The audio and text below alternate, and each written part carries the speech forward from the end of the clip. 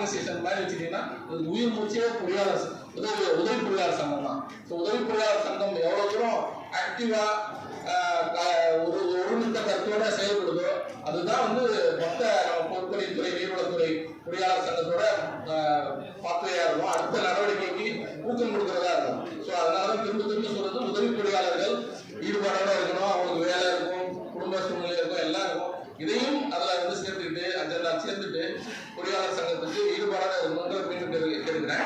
அதே மாதிரி நிறைய விஷயங்கள் நிறைய கொள்கைகளை எல்லாம் பிடிச்சி வச்சிருக்கிறோம். அதில் ஒவ்வொருதான் நம்ம டிஸ்கஸ் பண்ண டைம் இருக்காது.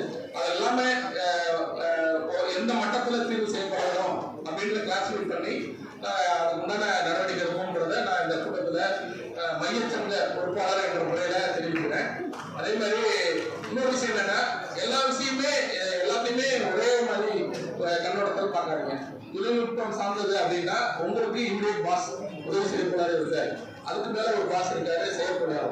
ஸோ நீங்க எல்லாம் ஒரு டீமா ஒர்க் பண்ணாதான் எதையுமே சக்சஸ் பண்ண முடியும். ஸோ நீங்க டீமா இருந்து அது நமக்கு உண்டான பிரச்சனையே நம்ம என்ன சொல்யூஷன் வெளியில வந்து நம்ம இந்தியாவில் பிரச்சனையை பார்க்கறது பிரிட்டிஷ்காரன் வந்து தீர்த்துக்கான எதிர்பார்க்கறதே முடியாது. நம்ம பிரச்சனையை நம்ம தான் முதல்ல அடி எடுத்து வைக்கணும்.